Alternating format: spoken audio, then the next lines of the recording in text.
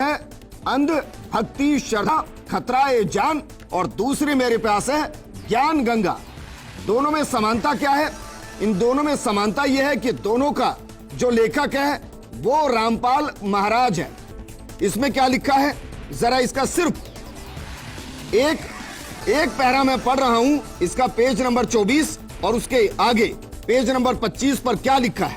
लिखा है, काल ब्रह्म ने प्रकृति यानी दुर्गा से कहा कि अब मेरा कौन क्या बिगाड़ेगा। यह अहंकार से भरा हुआ स्वरूप। मनमानी करूंगा। प्रकृति ने फिर प्रार्थना की कि आप कुछ तो शर्म करो। प्रथम तो आप मेरे बड़े भाई हो, क्योंकि उसी पूर्ण परमात्मा की वचन शक्ति से आपकी अंडे से उत्पत्ति हुई और बाद में मेरी उत्पत्ति उसी परमेश्वर के वचन से हुई। इसके आगे क्या लिखा हुआ है? इसके आगे लिखा हुआ है कि मेरे पास पिता की प्रदान की हुई शक्ति है। जितने प्राणी आप कहोगे मैं वचन से उत्पन्न कर दूंगी।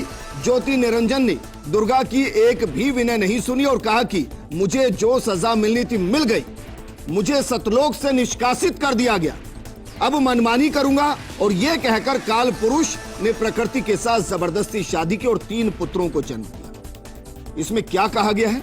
वो 3 पुत्र कौन से हैं? वो 3 पुत्र हैं ब्रह्मा जी, विष्णु जी और शंकर जी की उत्पत्ति। आगे क्या लिखा है?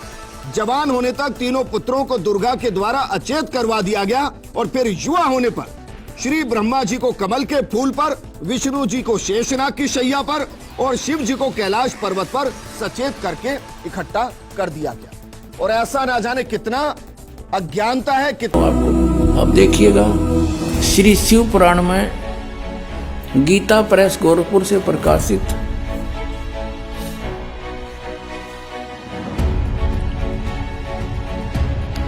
ये इसका संपादक कौन है?